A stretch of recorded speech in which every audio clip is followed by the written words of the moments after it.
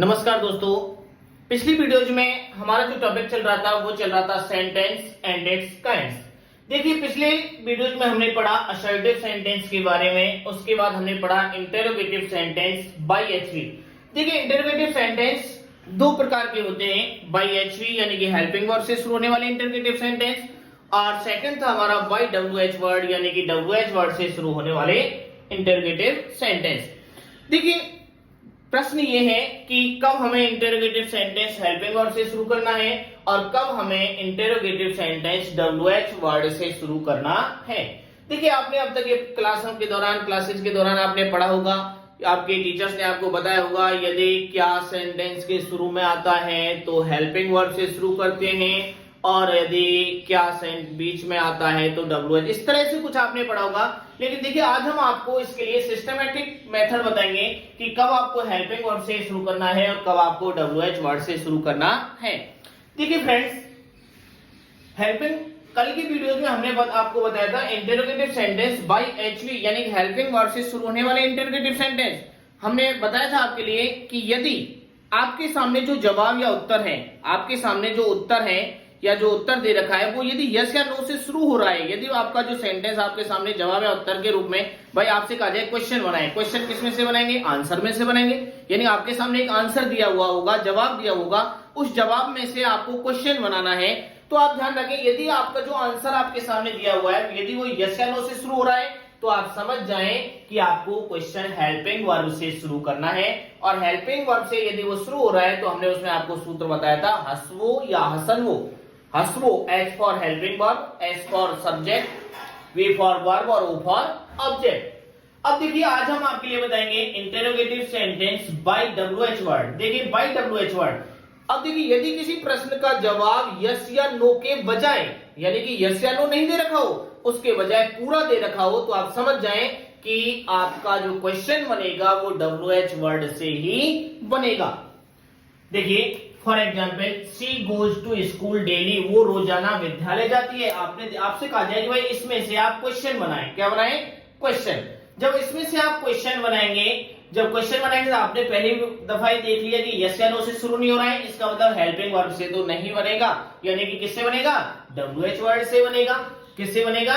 WH word से। अब देखिए मैं यहाँ पे अंडरलाइन कर रहा हूँ, यानी कि इस वर्ड को हटा के हम इसके आधार पर डब्ल्यूएच वर्ड डिसाइड करेंगे। तो देखिए इस वर्ड के नीचे अंडरलाइन है, तो हम क्या है, ये क्या है? प्लेस। प्लेस के लिए कौन सा डब्ल्यूएच वर्ड आता है? वेयर। वेयर स्ट्रक्चर एरा व्यवस्थित करें, डब्ल्यूएच वर्ड यानी कि where, helping verb present indefinite tense है, does, subject, see, verb, go. अब देखिए यहाँ पे हेल्पिंग वर्ब का प्रयोग किया है हमने, इसलिए यहाँ पे क्रिया की first verb where does see go daily. I like my mother very much, मैं अपनी माँ को बहुत पसंद करता हूँ। देखिए आपसे कहा जाए मैं क्वेश्चन बनाए, जब आप क्वेश्चन बनाएंगे तो देखिए मैं यहाँ पे अंडरलाइन कर रहा हूं ताकि आप डब्ल्यूएच वर्ड डिसाइड कर सकें। अब यस या नो से शुरू नहीं हो रहा है एक आपका आंसर, तो इसका मतलब डब्ल्यूएच वर्ड से आपको क्वेश्चन बनाना है। My mother, I like my mother, मैं अपनी माँ को बहुत पसंद करता हूँ, यानी किसे पसंद करता हूँ? मेरी माँ, यानी हुम। क्या? हुम। हुम एचवी रखें, दो, सब्जेक्ट फर्स्ट पर्सन को सेकंड बदल दिया, हुम डू यू, वर्ब लाइक, जो विशेष बच रहा है वेरी मच, हुम do you like very much. देखिए अब आप कहेंगे डब्ल्यूएच वर्ड्स क्या होते हैं, यानी वे शब्द जो डब्ल्यूएच से शुरू होते हैं और सेंटेंस के शुरू में आकर के प्रश्न पूछने का कार्य करते हैं, डब्ल्यूएच वर्ड्स कहलाते हैं। अब देखिए जो डब्ल्यूएच वर्ड्स हैं, डब्ल्यूएच वर्ड्स का स्ट्रक्चर हमने आपको बता दिया कि डब्ल्यूएच वर्ड से अगर कोई सेंटेंस आपको बनाना है तो WH word plus HV plus subject plus verb. WH word देखें, सबसे पहले हम ले रहे हैं हु। हु का मीनिंग होता है कौन या किसने। क्या अर्थ होता है? कौन या किसने। हु जब डब्ल्यूएच वर्ड होता है सेंटेंस में तो ऑलवेज सब्जेक्ट होता है, यानी कि डब्ल्यूएच वर्ड के अलावा ये सेंटेंस में सब्जेक्ट का भी कार्य करता है, यानी कि डबल रोल में होता है हु वहां पे। यदि किसी सेंटेंस में हु से हु कोई डब्ल्यूएच वर्ड के रूप में दे रखा है तो वो डब्ल्यूएच वर्ड के साथ साथ अपने आप में सब्जेक्ट का भी कार्य करता है, यानी कि डबल रोल। ऑलवेज सब्जेक्ट कार्य करेगा ओनली फॉर पर्सन, और हु ऑलवेज याद रखें कि हु ऑलवेज पर्सन के लिए ही यूज होता है। नेक्स्ट है हमारा हुम। हुम यानी कि किसे या किसको, इसका मीनिंग क्या होगा, किसे या किसको, ऑलवेज ऑब्जेक्ट होता है, यानी कि whom ऑलवेज सेंटेंस में किसका कार्य करता है, यानी WH वर्ड के साथ साथ ये अपने आप में ऑब्जेक्ट का कार्य करता, यानी WH वर्ड भी है, ये भी डबल रोल में कार्य कर रहा है और अपने आप में ऑब्जेक्ट भी होता है ओनली फॉर पर्सन। यानी कि डिफरेंस क्या हुआ दोनों में, हु सब्जेक्ट का कार्य करता है जबकि whom ऑब्जेक्ट का कार्य करता है, और समानता क्या है कि दोनों पर्सन के लिए यूज होते हैं। आप याद रखें कि WH वर्ड्स जो होते हैं वो अपने आप में सब्जेक्ट या फिर ऑब्जेक्ट का कार्य करते हैं। नेक्स्ट है हुज, किसका या किसकी, किसका या किसकी, ओनली फॉर पर्सन, यानी कि हु, हुम और हुज तीनों ओनली फॉर पर्सन के लिए ही यूज होते हैं, यानी कि पर्सन के लिए यूज होते हैं।